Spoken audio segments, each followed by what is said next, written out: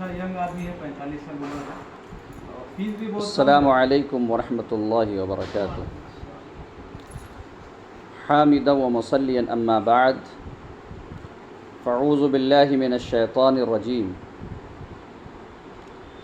ومن یطع اللہ ورسولہ یدخلہ جنات تجری من تحتها الانہار خالدین فیہا وذلک الفوز العظیم، ومن یعص اللہ ورسولہ ویتعد حدودہ یدخلہ نارا خالدا فیہا وَلَهُ عَذَابٌ مُّهِينٌ۔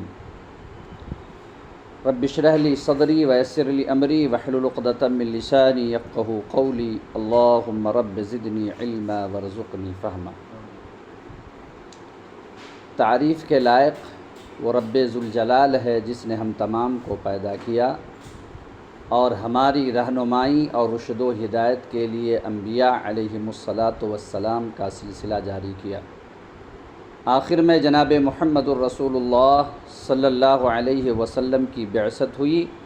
درود و سلام نازل ہو اللہ تعالیٰ کے تمام نیک اور برگزیدہ بندوں پر، بالخصوص ہمارے آخری نبی احمد مجتبیٰ محمد مجتبیٰ رسول اکرم صلی اللہ علیہ وسلم پر۔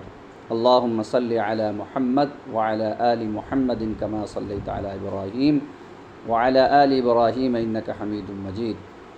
اللہم بارک علی محمد وعلی آل محمد کما بارکت علی ابراہیم وعلی آل ابراہیم انک حمید مجید۔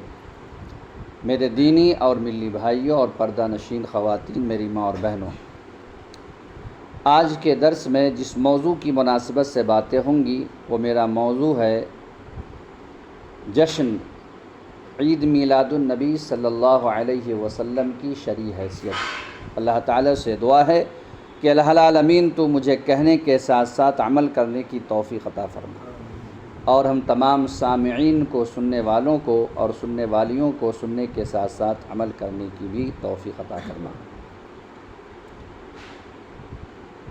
مسلمان کی اصل کامیابی اس میں ہے کہ وہ اللہ تعالیٰ اور اس کے رسول صلی اللہ علیہ وسلم کی اطاعت و فرما برداری کرے۔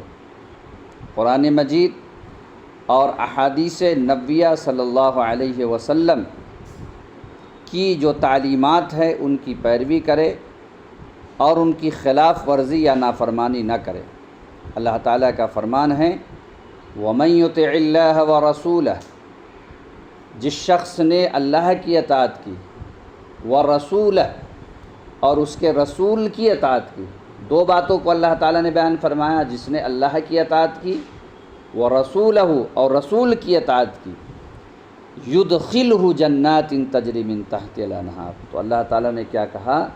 اللہ تعالیٰ اسے جنت کے اندر داخل کرے گا جس کے نیچے سے نہریں جاری ہوں گی، خالدین فیہا، جس کے اندر ہمیشہ ہمیشہ وہ رہیں گے، وذالک الفوز العظیم، اور اللہ تعالیٰ نے بیان فرمایا کہ یہ بہت بڑی کامیابی ہے، یعنی اگر کوئی شخص جنت کو حاصل کر لیتا ہے تو یہ سب سے بڑی کامیابی ہے۔ اور یہ جنت کیسے ملے گی؟ اللہ کی اطاعت کرنے کی وجہ سے اور رسول کی اطاعت کرنے کی وجہ سے۔ اور آگے اسی آیت کے فوراً بعد اللہ تعالیٰ نے کیا بیان فرمایا؟ وَمَن يَعْصِ اللَّهَ وَرَسُولَهُ، جس شخص نے اللہ کی نافرمانی کی اور اس کے رسول کی نافرمانی کی، وَيَتَعَدَّ حُدُودَهُ اور اللہ تبارک و تعالیٰ نے جو راستہ بتلایا ہے اس نے تجاوز کیا، يُدْخِلْهُ نَارًا، تو اللہ تعالیٰ اسے جہنم کے اندر داخل کرے گا، خالداً فیہا، جس میں وہ ہمیشہ ہمیشہ جلے گا، وَلَهُ عَذَابٌ مُّهِینٌ، اور ایسے لوگوں کے لیے رسوا کن عذاب۔ سورہ نساء آیت نمبر 13 اور 14۔ ان آیات میں غور کیجئے، اللہ تعالیٰ نے اطاعت و فرما برداری کرنے والے شخص کو جنت کی بشارت دی اور اس کے برعکس نافرمانی اور خلاف ورزی کرنے والے شخص کو جہنم کی وعید سنائی۔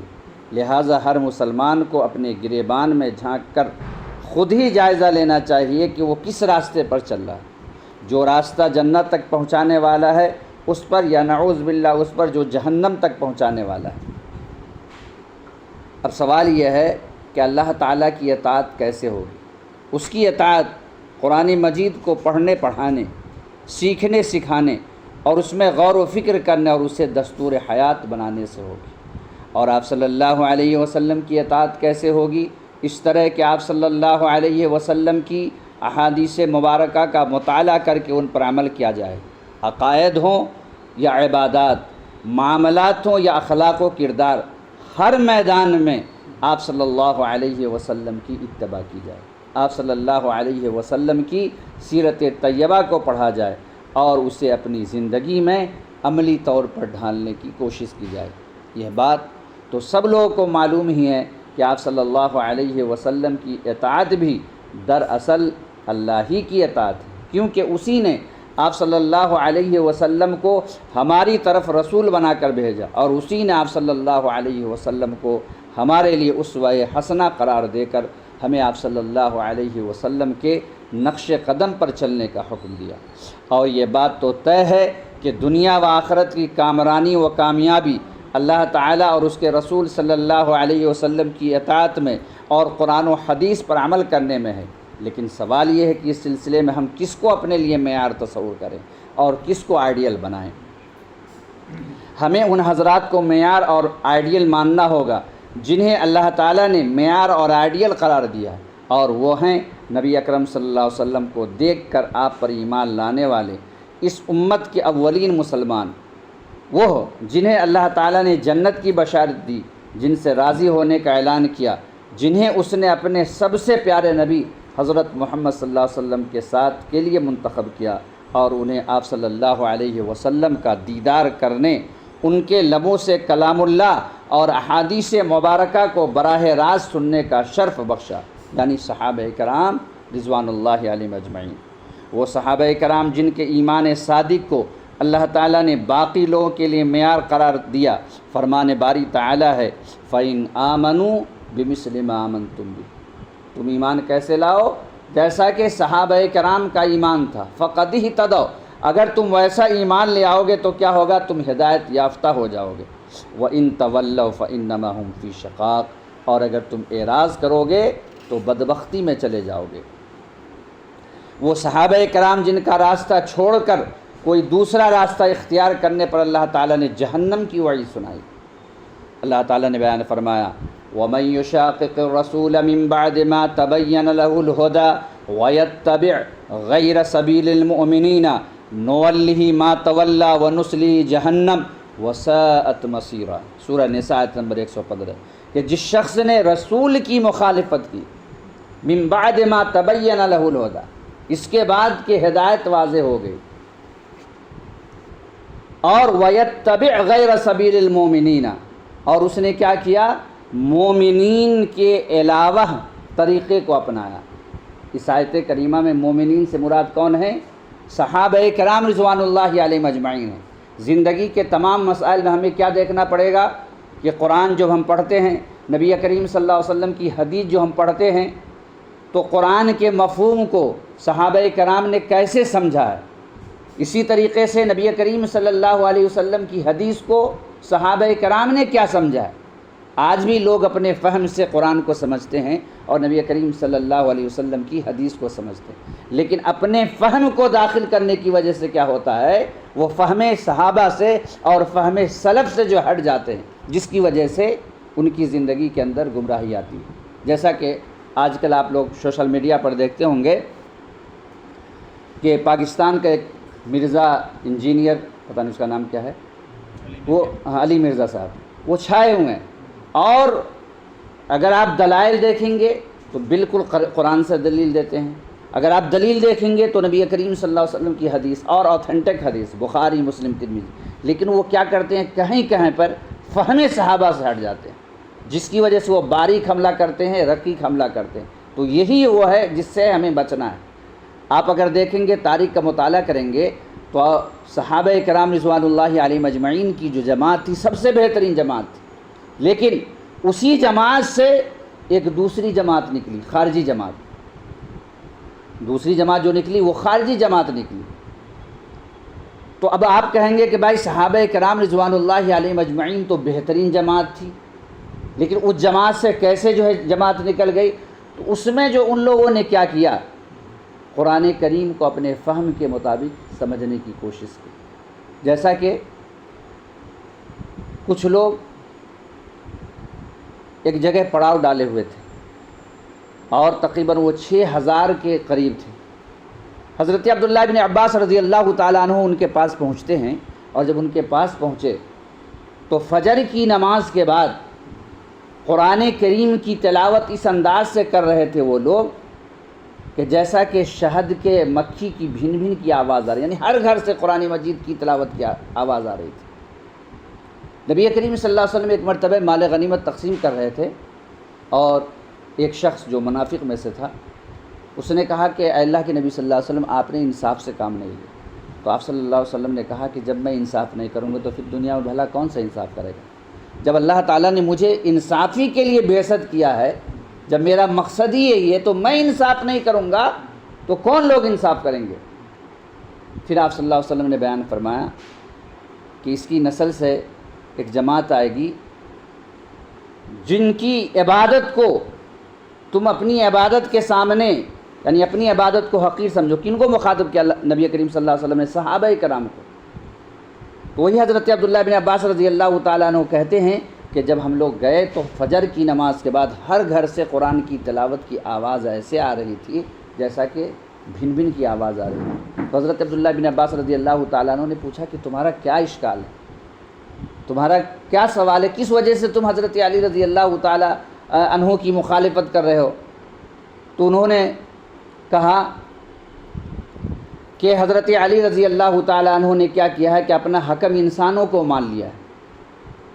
تو حضرت عبداللہ بن عباس رضی اللہ تعالیٰ عنہ نے کہا کہ اگر میں قرآن سے دلیل دے دوں کہ انسان کو حکم بنایا جا سکتا ہے تو ایسی صورت میں تم رجوع کر جاؤ گے اپنے مسئلے سے؟ تو کہا کہ ہاں۔ تو حضرت عبداللہ بن عباس رضی اللہ تعالیٰ عنہ نے دلیل دی قرآن سے کہ دیکھو کہ جب شوہر بیوی کے درمیان اختلاف ہو جائے، اور جب اختلاف ہو جائے گا تو اس میں جو حکم ہوگا پہلا ان کے خاندان کے لوگ ہوں گے، یعنی انسانوں میں سے ہوں گے۔ تو جب جو ہے انہوں نے یہ دلیل دی تو وہ اپنے موقف سے پلٹ آئے، لیکن ان کی تعداد تقریباً 12,000 تھی، جس میں سے 6,000 لوگ جو ہے رجوع کر گئے، 6,000 لوگ جو اپنے موقف کے اوپر رہ گئے۔ تو یہ کون لوگ ہیں؟ وَيَتَّبِعْ غَيْرَ سَبِيلِ الْمُؤْمِنِينَ، جو لوگ مومنین کے علاوہ کے راستے پر چلتے ہیں۔ یہ مومنین کے علاوہ کا راستہ کون سا ہے؟ صحابہ کرام رضوان اللہ علیہم اجمعین کا طریقہ ہے۔ اور آگے اللہ تعالیٰ نے کیا کہا؟ نُوَلِّهِ مَا تَوَلَّى، تم جس کے اوپر چلو گے ہم اس کے اوپر چلا دیں گے۔ یعنی اگر کوئی شخص جو ہے صحابہ کرام کے منہج سے ہٹ کر کے چلے گا تو ایسا نہیں کہ اللہ تبارک و تعالیٰ دیوار کھڑا کر دے گا اور جو ہے وہ رک جائے گا، ایسا نہیں ہوگا۔ بلکہ اگر اللہ تعالیٰ نے کہا کہ تم کو جو طریقہ اچھا لگے گا تم اس کے اوپر چلو گے، ہم تمہیں چلا دیں گے، لیکن وَنُصْلِهِ جہنم، وہ طریقہ جو صحابہ کرام کے طریقہ سے ہٹ کر کا جو طریقہ ہوگا وہ کہاں لے جائے گا؟ تجھے جہنم تک لے جائے گا، وساعت مسیرہ۔ اور جہنم کی مناسبت سے تم جانتے ہو کہ وہ نہایت ہی بری جگہ ہے، سورہ نساء آیت نمبر 115۔ اس آیت کریمہ میں مومنوں کے راستے سے مراد صحابہ کرام کا راستہ، کیونکہ نزول قرآن مجید کے وقت بس وہی مومن تھے۔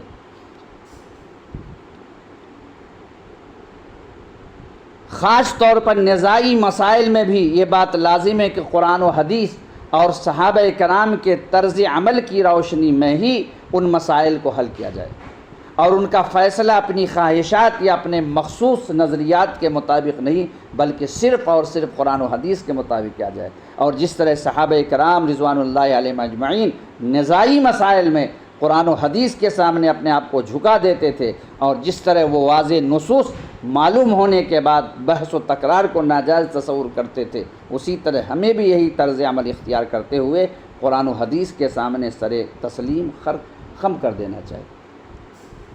جتنی بھی فرقے ہیں ان تمام فرقوں کے پاس اگر آپ ان سے پوچھیں گے تو وہ قرآن سے دلیل دیں گے، اگر آپ ان سے پوچھیں گے تو نبی کریم صلی اللہ علیہ وسلم کی حدیث سے دلیل دیں گے۔ لیکن غلطی ان سے کہاں ہوتی ہے کہ وہ سمجھنے میں اپنے انداز سے سمجھنے لگتے ہیں۔ ایسا نہیں ہے کہ کسی بھی تنظیم کے پاس جائیں، کسی بھی جماعت کے پاس جائیں گے تو وہ قرآن سے دلیل نہیں دیں گے، بلکہ کہیں گے کہ اللہ تعالیٰ ایسا کہہ رہا ہے، نبی کریم صلی اللہ علیہ وسلم ایسا کہہ رہے ہیں۔ لیکن اس کا جو استدلال ہوگا اس آیت اور نبی کریم صلی اللہ علیہ وسلم کی حدیث سے صحابہ کرام تک جو علم پہنچا ہے اس کے برخلاف ہوگا، جس کی وجہ سے دنیا کے اندر جو ہے اختلافات بڑھ رہے ہیں۔ تو اللہ تعالیٰ نے قرآن کریم کے اندر کیا کہا؟ یا ایھا الذین آمنوا اطیعوا اللہ واطیعوا الرسول، اے ایمان والو اللہ کی اطاعت کرو اور رسول کی اطاعت کرو، وَأُولِي الْأَمْرِ مِنْکُمْ، اور تمہارے جو علماء ہیں یا تمہارے جو عمراء ہیں تم ان کی اطاعت کرو۔ اور آگے اللہ تعالیٰ نے کیا کہا؟ فَإِن تَنَازَعْتُمْ فِي شَيْءٍ، اگر تمہارا نزاع کسی بھی مسئلے میں ہو جائے تو اسے کہاں لوٹانا ہے؟ فَرُدُّوهُ إِلَى اللَّهِ وَالرَّسُولِ، اللہ کی طرف لوٹانا ہے اور رسول کی طرف لوٹانا ہے۔ اللہ کی لوٹانے کا مطلب کیا ہے کہ قرآن میں ہم دیکھیں گے کہ اللہ تعالیٰ کیا کہہ رہا ہے۔ رسول کی طرف لوٹانے کا مطلب کیا ہے؟ نبی کریم صلی اللہ علیہ وسلم کی حدیث کو ہم دیکھیں گے۔ آگے اللہ تبارک و تعالیٰ نے وارننگ دیتے ہوئے بیان فرمایا، ان کنتم تؤمنون باللہ والیوم الآخر، اگر تم اللہ کے اوپر اور آخرت کے دن کے اوپر یقین رکھتے ہو تو ضرور تم ایسا کرو گے کہ اپنے نزاعی مسئلے میں کہاں لوٹو گے؟ قرآن کی طرف اور نبی کریم صلی اللہ علیہ وسلم کی حدیث کی طرف۔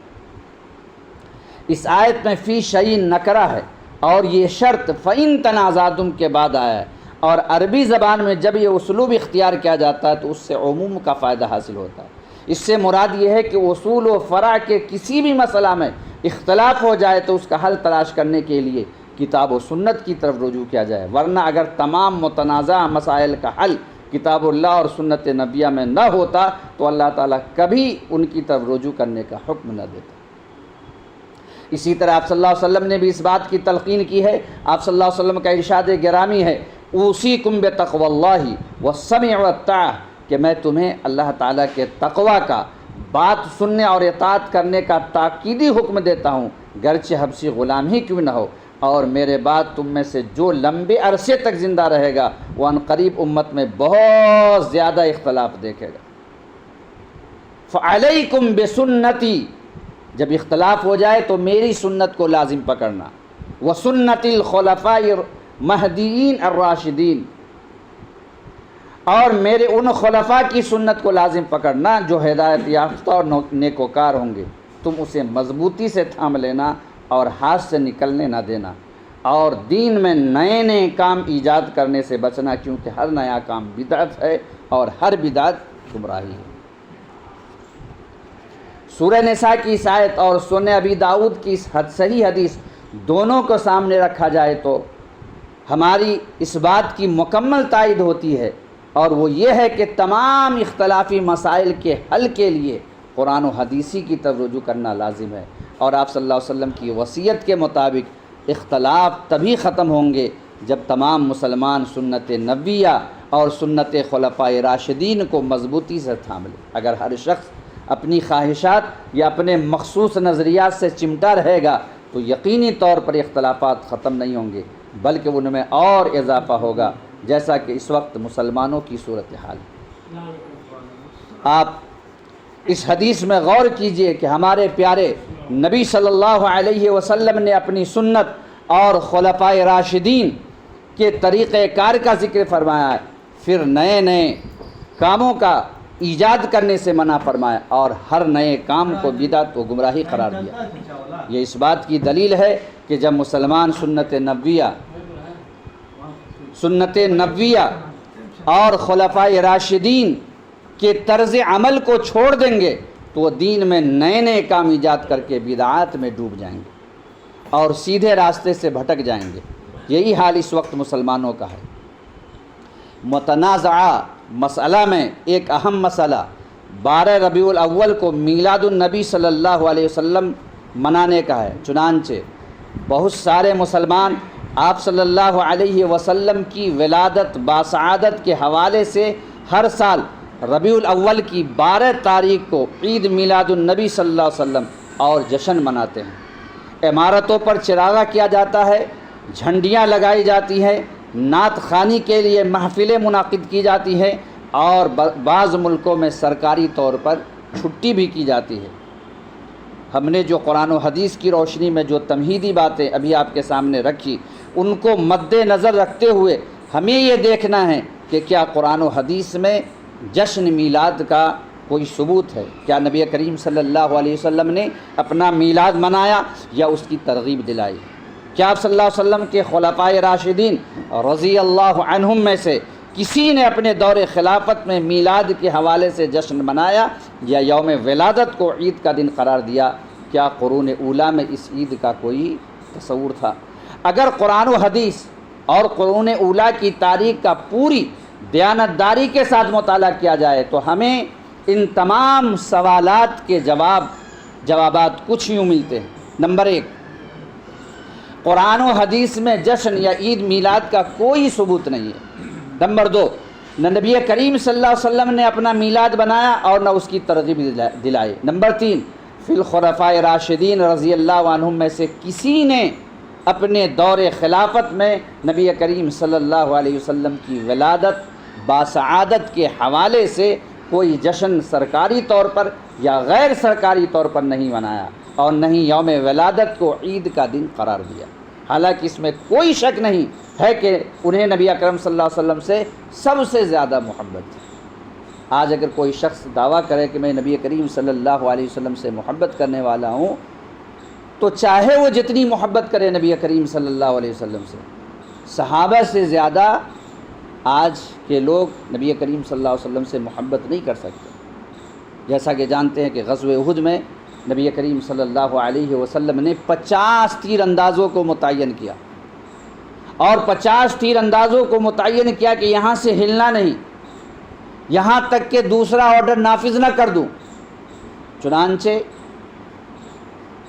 خالد بن ولید پہلی مرتبہ جب آئے تو دیکھا کہ 50 تیر انداز موجود ہے، واپس آ گئے۔ دوسری مرتبہ آئے تو دیکھا کہ 50 تیر انداز موجود ہے، واپس آ گئے۔ تیسری مرتبہ آئے تو دیکھا کہ 50 تیر انداز موجود ہے، واپس آ گئے۔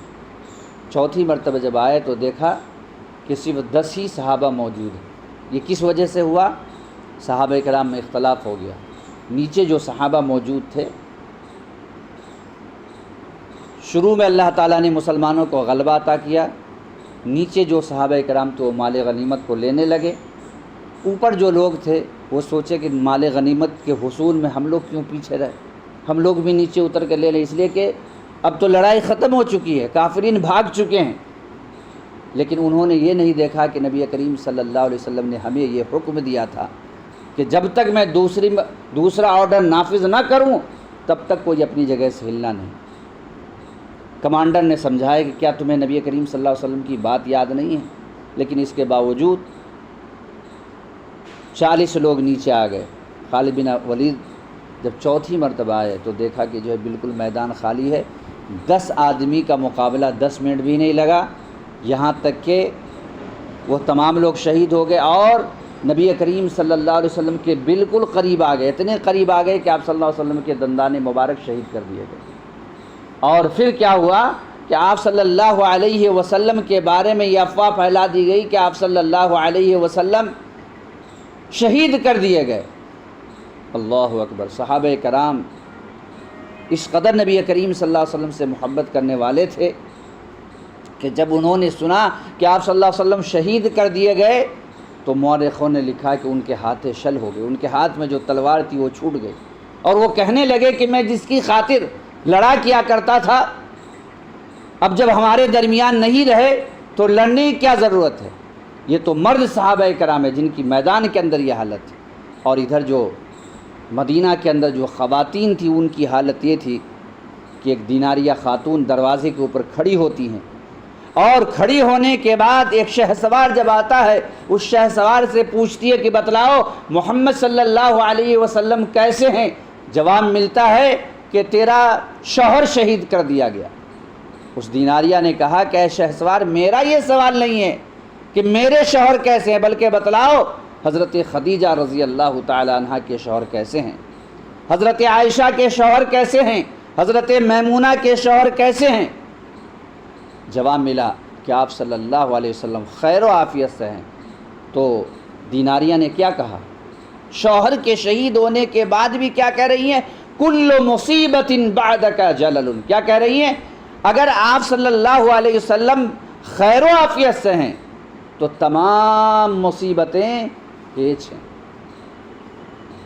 پھر بھی وہ عورت اسی جگہ پر کھڑی رہی، ہلی نہیں، دل کو سکون نہیں مل رہا، قرار نہیں مل رہا، پھر ایک شہ سوار آیا، اس شہ سوار سے پھر دیناریہ پوچھتی ہیں کہ بتلاؤ محمد صلی اللہ علیہ وسلم کیسے ہیں؟ جواب ملتا ہے کہ تیرا بیٹا شہید کر دیا گیا۔ پھر وہ دیناریہ کہتی ہے کہ میرا یہ سوال نہیں ہے کہ میرا بیٹا کیسا ہے، بلکہ بتلاؤ کہ عبداللہ کے دلارے اور فاطمہ کے لال کیسے ہیں؟ جواب ملا کہ آپ صلی اللہ علیہ وسلم بخیر و عافیت سے ہیں۔ تب وہ دیناریہ جواب دیتی ہیں کل مصیبت بعدک جلل، اگر آپ صلی اللہ علیہ وسلم خیر و عافیت سے ہیں تو تمام مصیبتیں ہیچ۔ پھر دل کو سکون نہیں ملا، اطمینان نہیں ملا، پھر کھڑی رہیں، یہاں تک کہ ایک شہ سوار آیا۔ اس شہ سوار سے پوچھتی ہے کہ بتلاؤ محمد صلی اللہ علیہ وسلم کیسے؟ جواب ملتا ہے کہ تیرا باپ شہید کر دیا گیا۔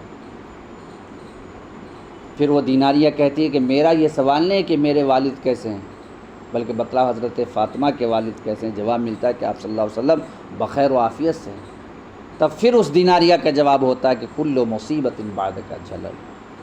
پھر وہ کھڑی رہتی ہے، ایک شہ سوار آتا ہے، اس سے وہ پوچھتی ہیں کہ بتلاؤ محمد صلی اللہ علیہ وسلم کیسے ہیں؟ جواب ملتا ہے کہ تیرا بھائی شہید کر دیا گیا۔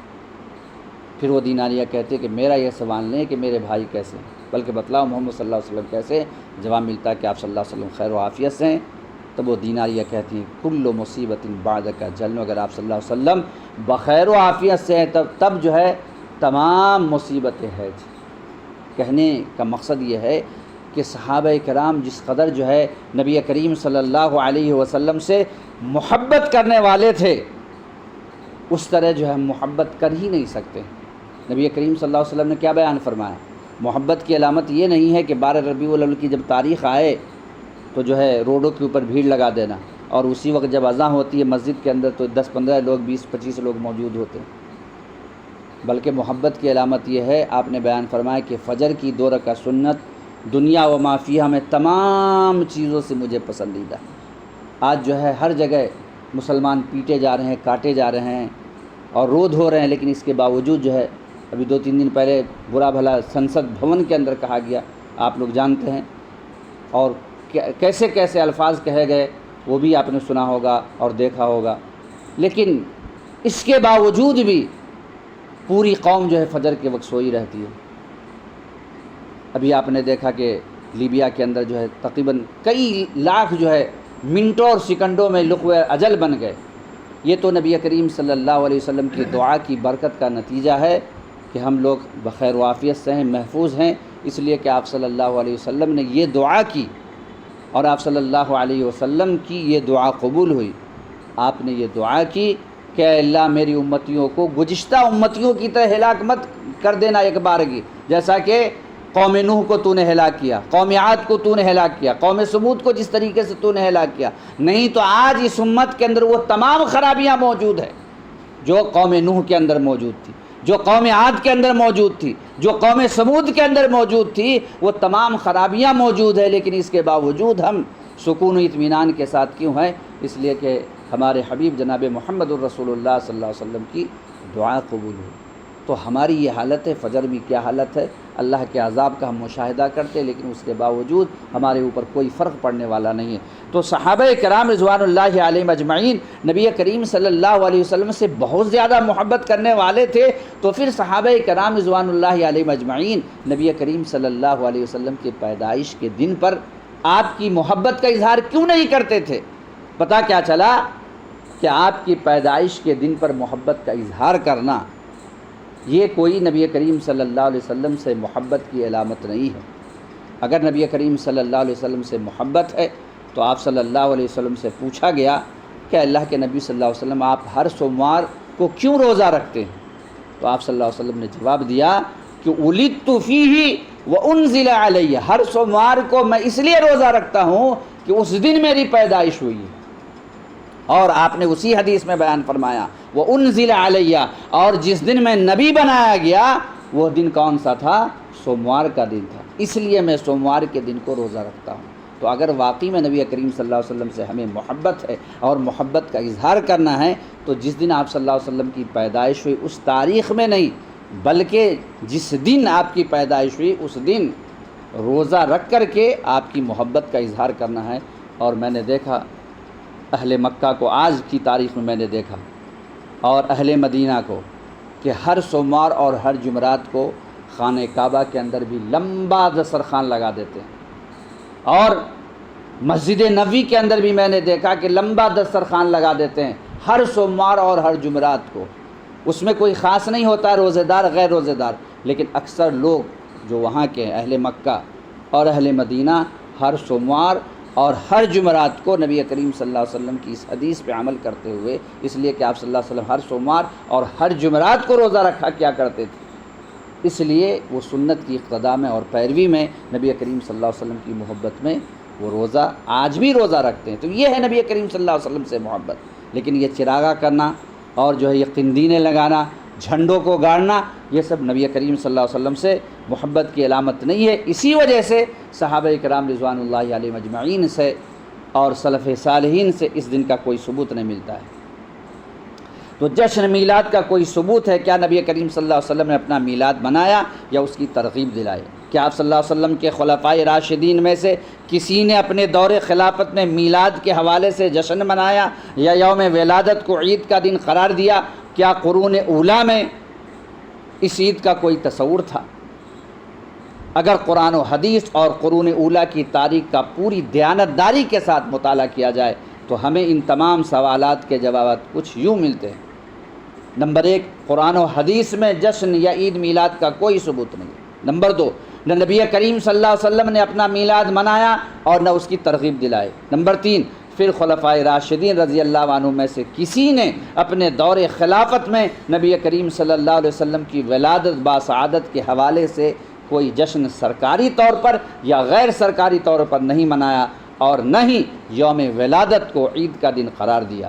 حالانکہ اس میں کوئی شک نہیں ہے کہ انہیں نبی کریم صلی اللہ علیہ وسلم سے سب سے زیادہ محبت تھی، اور اگر وہ چاہتے تو ایسا کر سکتے تھے کیونکہ حکومت ان کے ہاتھوں میں تھی۔ قرون اولیٰ یعنی صحابہ کرام رضی اللہ عنہم اجمعین، تابعین اور تبع تابعین کا زمانہ، جنہیں نبی کریم صلی اللہ علیہ وسلم نے بہترین لوگ قرار دیا، اس زمانے میں لوگ کے ہاں اس عید کا کوئی تصور نہ تھا اور نہ ہی وہ یہ جشن مناتے تھے۔ اس پر مستزاد یہ ہے کہ اس امت کے معتبر ائمہ دین کے ہاں بھی نہ اس عید کا کوئی تصور تھا اور نہ اسے مناتے تھے۔ اس سلسلے میں نہ امام ابو حنیفہ رحمہ اللہ سے کوئی دلیل ملتی ہے، نہ امام مالک سے، نہ امام شافعی سے، نہ امام احمد بن حنبل سے، اور نہ ہی وہ اپنے شاگردوں کو اس کی تلقین کرتے تھے۔ جشن عید میلاد النبی صلی اللہ علیہ وسلم کا موجد کون ہے؟ یہ بدعت کب ایجاد ہوئی؟ جشن عید میلاد النبی کی ابتدا ابو سعید کوکبوری بن ابو الحسن علی بن محمد الملقب الملک المعظم مظفر الدین اربل، جس کی وفات 18 رمضان 630 ہجری کو ہوئی۔ یعنی اللہ تعالیٰ نے قرآن کریم کے اندر کہا الیوم اکملت لکم دینکم، یہ آیت کب نازل ہوئی؟ حجۃ الوداع کے موقع پر سن 10 ہجری کے اندر، اور آپ صلی اللہ علیہ وسلم اس دنیا سے رحلت فرما رہے ہیں سن 11 ہجری کے اندر، اور یہ کب کا واقعہ؟ 630 ہجری، یعنی 630 میں سے 11 نکال دیجئے تو 629 سال کے بعد یہ بدعت پیدا ہوئی۔ یہ بدعت جو ایجاد کی گئی کب؟ نبی کریم صلی اللہ علیہ وسلم کے گزر جانے کے 629 سال بعد، جبکہ اللہ تبارک و تعالیٰ سن 11 ہجری میں کیا کہہ رہا ہے؟ الیوم اکملت لکم دینکم، آج کے دن میں نے تمہارے لیے تمہارے دین کو مکمل کر دیا۔ تو دین کب مکمل ہو چکا ہے؟ جناب محمد الرسول اللہ صلی اللہ علیہ وسلم کے زمانے میں، اور نبی کریم صلی اللہ علیہ وسلم کے زمانے میں جو بات تھی وہی دین تھا۔ بعد کے ادوار میں جو چیزیں ایجاد کی جا رہی ہے وہ دین نہیں ہو سکتا۔ تو یہ بدعت کب ایجاد کی گئی؟ 630 ہجری میں، یعنی نبی کریم صلی اللہ علیہ وسلم کی رحلت کے 629 سال کے بعد یہ دین نہیں ہے۔ ہاں 619 سال، ٹھیک ہے۔ یہ بادشاہ ان محفلوں میں بے دریغ پیسہ خرچ کرتا اور آلات لہو و لعب کے ساتھ راگ و رنگ کی محفلیں منعقد کرتا تھا۔ مولانا رشید احمد گنگوئی لکھتے ہیں کہ اہل تاریخ نے صراحت کی ہے کہ بادشاہ، بھانڈوں اور گانے والوں کو جمع کرنا اور گانے کے آلات سے گانا سننا اور خود ناچنا ایسے شخص کے فسق اور گمراہی میں کوئی شک نہیں ہے اس جیسے کہ فعل کو کیسے جائز اور اس کے قول پر کیسے اعتماد کیا جا سکتا ہے، فتاوی رشیدیہ صفحہ 132۔ نیز کہتے ہیں کہ مختصر کیفیت اس فسق کی اور ایجاد اس بدعت کی یہ ہے کہ مجلس مولود کے اہتمام میں 20 قبے لکڑی کے بڑے عالی شان بنواتا اور ہر قبہ میں 5 طبقے ہوتے۔ ابتدائے ماہ سفر سے ان کو مزین کر کے ہر طبقہ میں ایک جماعت راگ کرنے والوں، باجے، کھیل تماشے اور ناچ کود کرنے والوں کی بیٹھائی جاتی، اور بادشاہ مظفر الدین خود مع اراکین و ہزارہ مخلوق قرب و جوار کے ہر روز بعد از عصر ان قبوں میں جا کر ناچ رنگ وغیرہ سن کر خوش ہوتا اور پھر خود ناچتا، پھر ان اپنے قبے میں تمام رات رنگ لہو و لعب میں مشغول رہتا، اور قبل 2 روز ایام مولود کے اونٹ، گائیں، بکریاں، بے شمار طبلوں اور آلات گانے و لہو کے ساتھ جتنے اس کے یہاں تھے نکال کر میدان میں ان کو ذبح کرا کر ہر قسم کے کھانے کی تیاری کرا کر مجالس لہو کو کھلاتا اور شب مولود کی کثرت سے راگ قلعہ میں گواتا تھا۔ فتاوی رشیدیہ صفحہ 132۔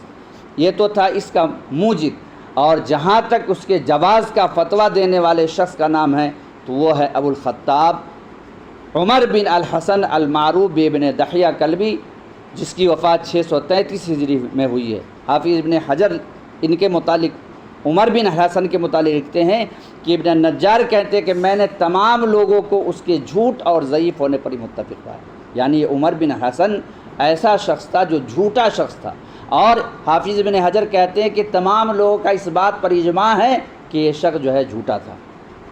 لسان المیزان جلد 2 صفحہ 295۔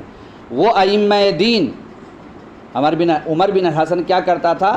وہ ائمہ دین اور سلف صالحین کی شان میں گستاخی کرنے والا اور خبیث زبان والا تھا، بڑا احمق اور متکبر تھا، اور دین کے کاموں میں بڑا بے پرواہ تھا۔ لسان المیزان جلد 4 صفحہ 296۔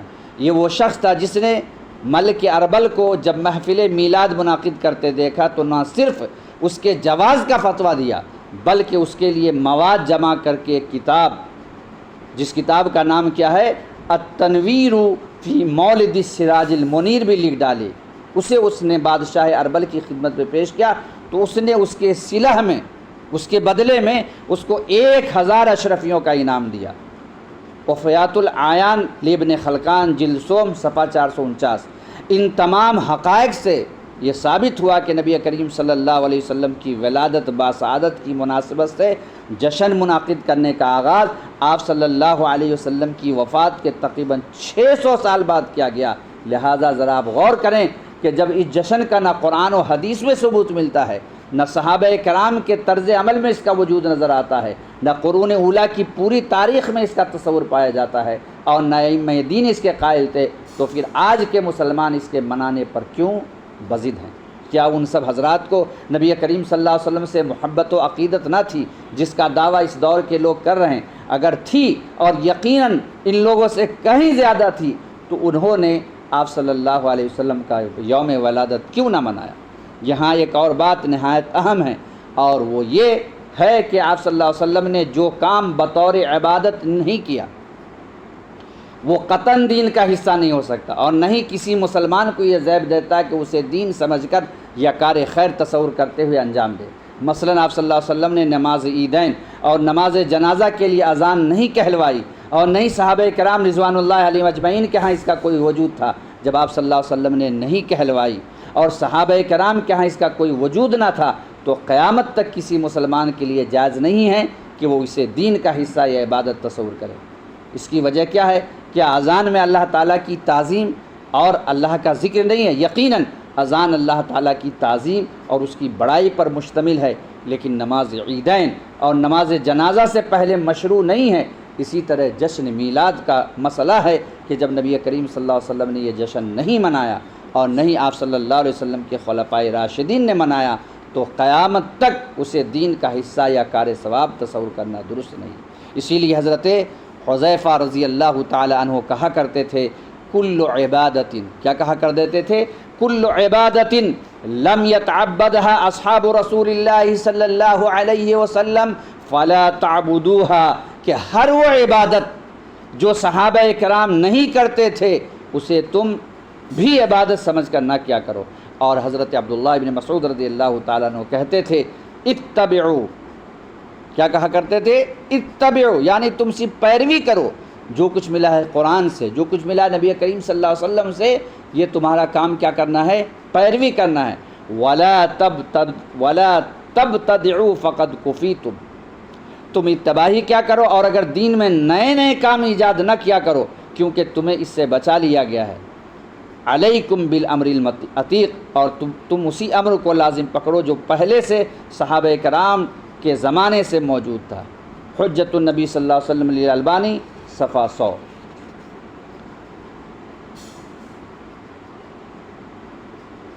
تو ان تمام دلائل کی روشنی میں یہ بات ثابت ہوئی کہ یہ مروجہ عید میلاد النبی صلی اللہ علیہ وسلم کیا ہے؟ دین میں ایک نیا کام ہے، اور دین میں نیا کام جو ہے بدعت کہلاتی ہے۔ نمبر 1، اسلام ایک مکمل دین ہے۔ اسلام کی خصوصیات میں سے ایک اہم خصوصیت یہ ہے کہ ایک مکمل دین ہے، اور اس میں زندگی کے تمام شعبوں میں پیش آنے والے مسائل کے متعلق واضح تعلیمات موجود ہے۔ اس لیے نبی صلی اللہ علیہ وسلم نے اس میں کمی بیشی کرنے کی کسی کے لیے کوئی گنجائش نہیں چھوڑی۔ لیکن افسوس ہے کہ آج مسلمان نہ صرف اسلام کی ثابت شدہ تعلیمات سے انحراف کرتے جا رہے ہیں، بلکہ غیر ثابت شدہ چیزوں کو اس میں داخل کر کے انہی کو اصل اسلام تصور کر بیٹھے۔ اگر آج کوئی عید میلاد النبی صلی اللہ علیہ وسلم نہیں مناتا ہے، منع کرتا ہے، تو آج اسے لوگ کہتے ہیں کہ یہی گستاخ رسول ہے، یعنی جو دین نہیں ہے اسی کو لوگ دین سمجھ بیٹھے ہیں۔ حالانکہ جب دین مکمل ہے اور اس کی ہدایت واضح ہے، عالمگیر اور ہمیشہ رہنے والی ہیں، تو نئے نئے کاموں کو ایجاد کر کے انہیں اس کا حصہ بنا دینا کیسے درست ہو سکتا ہے؟ جیسا کہ اللہ تعالیٰ نے قرآن کریم کے اندر کہا الیوم اکملت لکم دینکم واتممت علیکم نعمتی ورضیت لکم الاسلام دینا، سورہ مائدہ آیت نمبر 3۔ اللہ رب العزت کا بہت بڑا احسان ہے کہ اس نے ہمارا دین ہمارے لیے مکمل کر دیا، ورنہ اگر اسے نامکمل چھوڑ دیا جاتا تو ہر شخص جیسے چاہتا اس میں کمی بیشی کر لیتا، اور یوں دین لوگوں کے ہاتھوں میں کھلونا بن کر رہ جاتا۔